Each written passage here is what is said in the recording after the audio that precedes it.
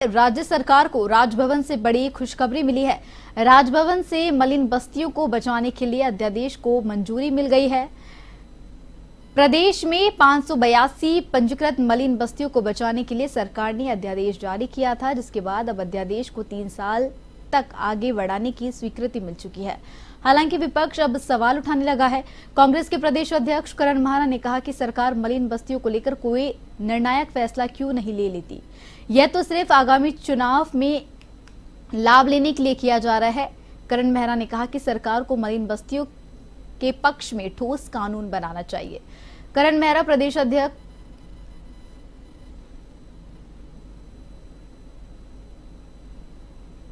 फैसला क्यों नहीं कर देते निर्णायक फैसला। ये तो ऐसा लगता है कि अभी निकाय चुनाव में लाभ लेने की दृष्टि से समय बढ़ा दिया है और कल को निकाय चुनाव निपट जाएंगे, मजबूत हो जाएगी सरकार, तो फिर क्या कहते हैं, इनको उजाड़ा जाएगा। तो एक बेहतरीन कानून लाया जाए और ये स्पष्ट कर दिया जाए कि आप रख रहे हो या हटा रहे हो, क्यों 3-3 साल कर रहे हैं। कांग्रेस के पूर्व प्रांतीय उपाध्यक्ष भागीरथ भट्ट ने सरकार पर निशाना साधते हुए भाजपा सरकार को प्राइवेट लिमिटेड कंपनी बताया। भट्ट ने मीडिया में दिए गए बयान में मुख्यमंत्री के लोहाघाट दौरे को सरकारी धन की बर्बादी बताया। उन्होंने कहा कि मुख्यमंत्री एक प्राइवेट स्कूल का उद्घाटन कर प्राइवेट शिक्षा और स्कूलों को बढ़ावा दे रहे हैं और प्रदेश में सरकारी स्कूल बदहाल पड़े हैं।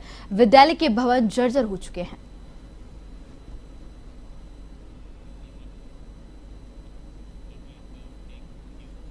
तीर्थनगरी ऋषिकेश में इन दिनों सनातन धर्म की आड़ में कुछ साधु वेशधारी मांस मदिरा का खुलेआम सेवन कर रहे हैं, जिसको लेकर हिंदू संगठन से जुड़े लोग एक्टिव मोड में हैं। राष्ट्रीय हिंदू शक्ति संगठन के प्रदेश अध्यक्ष राघवेंद्र भटनागर ने बताया कि तीर्थनगरी के एक विशेष स्थान पर सूचना मिली कि 2 साधु वेशधारी दुकान में बैठकर नशे में धुत मांस का खुलेआम सेवन कर रहे हैं, जिन्हें संगठन से जुड़े लोगों की ओर से दबोच लिया गया है। साथ ही उन्होंने बताया कि मौके पर पहुंची पुलिस की ओर से कथित साधुओं को कोतवाली ले जाकर अग्रिम कार्रवाई की जा रही है। रुद्राक्ष की माला पहन रखी है, माथे पे चंदन लगा रखा है, बिल्कुल सनातनी साधु बने हुए हैं और यहाँ बैठ के दारू पी रखी है, मीट मच्छी खा रहे हैं। हमने उनका विरोध किया तो कह रहे हैं हमारा काम यही है। अब साधुओं का अगर मीट खाना है, हिंदुस्तान में सनातन धर्म का अपमान कर रहे हैं, ऐसे वो कौन सी सरकार है, ऐसी कौन सी व्यवस्था है जो साधुओं के वेश में यहाँ पर हिंदू समाज का बेवकूफ़ बनाया जा रहा है। उन्हें भेब अच्छा मिल रही है, वो भिक्षा खा के दारू पी रहे हैं और मीट खा रहे हैं। ऋषिकेश में गांजा लेडी रेखा साहनी के नशे के कारोबार से जुटाई संपत्ति कुर्क होगी। पुलिस ने बताया कि थाना ऋषिकेश में गैंगस्टर एक्ट में नामजद आरोपी रेखा साहनी लंबे समय से ऋषिकेश क्षेत्र में अवैध शराब और मादक पदार्थों की तस्करी में लिप्त थी, जिसके अवैध संपत्ति के जब्तीकरण की रिपोर्ट न्यायालय जिला मजिस्ट्रेट को सौंप दी गई है, जिसके बाद गैंगस्टर एक्ट के तहत कुर्क करने के आदेश दे दिए गए हैं।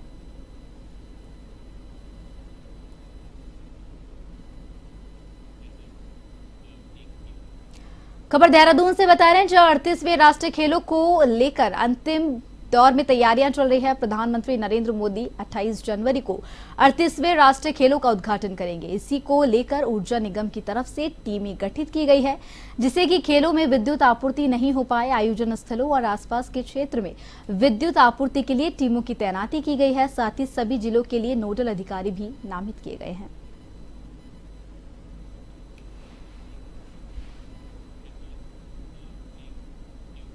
उत्तराखंड सरकार में युवा कल्याण एवं खेल मंत्री रेखा आर्या ने देहरादून स्थित राष्ट्रीय खेल सचिवालय में स्पोर्ट्स यूनिवर्सिटी संबंधित विषयों पर विभागीय अधिकारियों संग समीक्षा बैठक की। मंत्री रेखा आर्या ने कहा कि राष्ट्रीय खेलों का शुभारंभ 28 जनवरी को प्रधानमंत्री नरेंद्र मोदी द्वारा किया जाएगा। इसी के साथ ही कहा कि हम प्रयास करेंगे कि स्पोर्ट्स यूनिवर्सिटी का भी शिलान्यास मोदी जी के द्वारा ही किया जाए।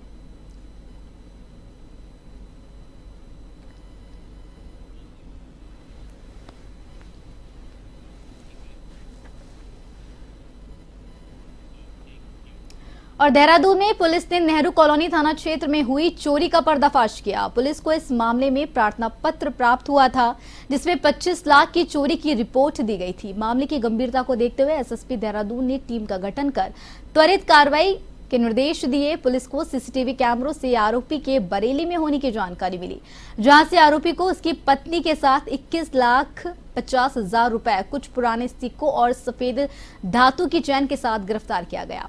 आरोपी पहले भी चोरी के मामले में जेल जा चुका है। कि 24 नवंबर को श्री भगत सिंह राज जी हैं, इनके घर पर चोरी हो गई थी और काफी कैश इनका जो करीब इन्होंने 29 लाख उसमें बताया था कि इतना करीब कैश रहा होगा, क्योंकि विभिन्न लोगों से कुछ अपनी सेविंग और कुछ लोगों से मांगकर अपने रिश्तेदारों से लाए थे, क्योंकि उनको कहीं एक आवश्यक कार्य था उस पर्पज से, और सिर्फ ये जानकारी उन्हीं को थी। तो इस जब ये घटना एक बड़ी चोरी थी और इतनी बड़ी मतलब क्वांटिटी में कैश जाना, इस संबंध में जब उसे समस्त पूछताछ के बाद उसमें टीम ने बहुत ज्यादा इसमें मेहनत करी, क्योंकि जो इसमें चोर शामिल था वो अपने गाड़ी से ना आकर वो कभी मतलब पब्लिक ट्रांसपोर्ट यूज करके जगह जगह घूमकर और तब उसने घर को था। हरिद्वार के बहादुराबाद क्षेत्र में दून और हरिद्वार पुलिस के बदमाशों से मुठभेड़ की घटना हुई। मुठभेड़ में एक बदमाश को पैर में गोली लगी। घटना में 2 बदमाश मौके से फरार हो गए। तीनों बदमाशों ने रायवाला में चोरी की घटना को अंजाम दिया था। मौके से एक तमचा, 315 बोर खोखा कारतूस, I-10 कार, सोने की चैन और अंगूठी बरामद हुई है। पुलिस फरार बदमाशों की तलाश में जुटी है।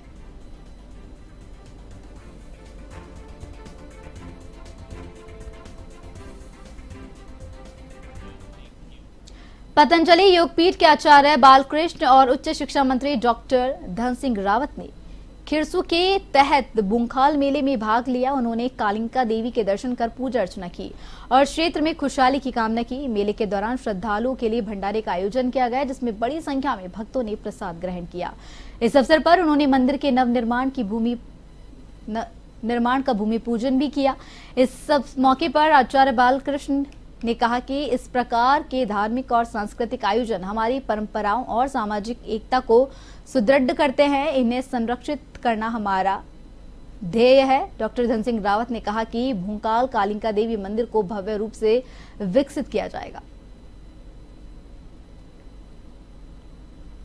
और अभी तक मेला का आप देख रहे हैं, सुबह से बड़ा भव्य तरीके से मेला अपने यहाँ एक अच्छी वृद्ध स्थिति में यहाँ पर आ रही है और कम से कम 14-15 डोलियाँ यहाँ पे आ चुकी हैं और अभी भी 8-10 डोलियों के आने की आशंका है। तो बहुत ही जो भक्त हैं माता के भव्य तरीके से आनंद से रोमांचित होकर माता से प्रार्थना करते हैं, उनकी भक्ति में।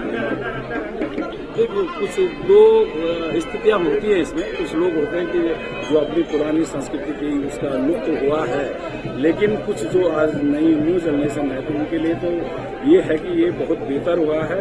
जो बलि प्रथा थी वो एक जाम पूरा लगा हुआ है और लोग जो है फिर भी श्रद्धा भक्ति भाव के साथ आगे बढ़ रहे हैं। ये बहुत अद्भुत मेला है और इस तरह के स्थानों से हमें पवित्रता मिलती है, संस्कृति से जुड़ने का मौका मिलता है और अपनी परंपराओं को आगे बढ़ाने का अवसर मिलता है। वही रूप दिख रहा है जब कभी संत दशकों पहले जो होता था, आज वो ऐसा ही रूप दिख रहा है। जो मेले की पवित्रता है, मेले की परंपरा है, जो मेले का स्वरूप है, वो तो जैसा था वैसा ही नहीं और ऐसा ही स्वरूप देखने को मिलता है। मसूरी में यातायात को कम करने और एक बेहतर पर्यटक अनुभव को सुविधाजनक बनाने के लिए प्रशासन मॉल रोड क्षेत्र में गोल्फ कोर्ट शुरू कर रहा है। सूत्रों ने बताया कि गोल्फ कोर्ट की खरीद के लिए टेंडर प्रक्रिया पूरी हो चुकी है और शुरुआत में 4 गोल्फ कोर्ट पेश किए जाएंगे। हालांकि मॉल रोड पर चलने वाले साइकिल रिक्शा संचालकों ने इस कदम का विरोध किया है। इस संबंध में डीएम को पहले ही ज्ञापन भी दिया गया है। गोल्फ कार्ट की जो हम सर्विस शुरू कर रहे हैं, ये हम यहाँ पे फर्स्ट टाइम शुरू कर रहे हैं और शुरुआत के स्तर पे ये 4 गोल्फ कार्ट्स यहाँ पे आई हैं, जो कि हमारी लाइब्रेरी चौक से पिक्चर पैलेस तक चलेंगी और ये इस बार के कार्निवल में देखने को भी मिलेगा। रिक्शा चालक का भी कहना है कि अगर गोल्फ कार्ट चलती है तो उनके व्यवसाय प्रभावित होगा। देखिए, ये तो एक मार्केट ड्रिवन स्ट्रेटेजी है हमारी और सभी पार्टिसिपेट कर सकते हैं। लोगों को जिनको गोल्फ कार्ट से आना है वो गोल्फ कार्ट यूज़ करें, जिनको रिक्शे से आना है रिक्शे से यूज़ करें। और यहाँ पर हमें भी पता है कि टूरिस्ट इतनी भारी मात्रा में आते हैं, तो मुझे नहीं लगता कि उनका रोजगार कहीं से प्रभावित होगा, बल्कि एक और अच्छी अपॉर्चुनिटी मिलेगी, लोगों को एक और अट्रैक्शन मिलेगा, तो यहाँ पे कहीं ना कहीं फुटफॉल बढ़ेगा भी और मसूरी का नाम भी। हल्द्वानी मंडी बाईपास के पास जंगल में एक निजी विश्वविद्यालय के छात्र का शव मिलने से क्षेत्र में सनसनी फैल गई।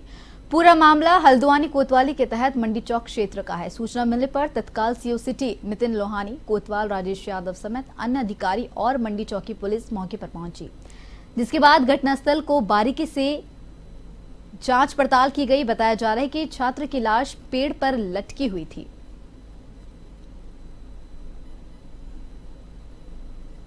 देखिए होंडा बाईपास से अंदर जो रास्ता जाता है, इसमें अंदर जंगल में 500 मीटर अंदर एक बॉडी रिकवर हुई है। अभी फॉरेंसिक एविडेंसेस वगैरह अभी ली जाएंगे इसमें। फॉरेंसिक टीम ने अपने जो भी सैंपल्स हैं वो कलेक्ट कर लिए। इसके अलावा पोस्टमार्टम के लिए शव को भेजा गया है। अब आगे की जो भी जिस हिसाब से साइंटिफिक एविडेंस आएंगे उस हिसाब से कार्रवाई की जाएगी। किस तरीके की बॉडी है, कितने उम्र का है?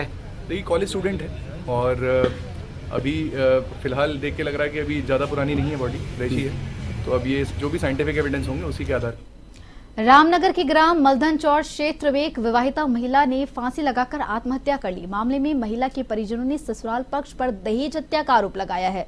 ससुराल पक्ष के 4 लोगों के खिलाफ पुलिस को तहरीर देकर न्याय की गुहार लगाई है। वहीं मामले में तहसीलदार कुलदीप पांडे ने पोस्टमार्टम रिपोर्ट आने के बाद नियमानुसार कार्रवाई करने की बात कही है।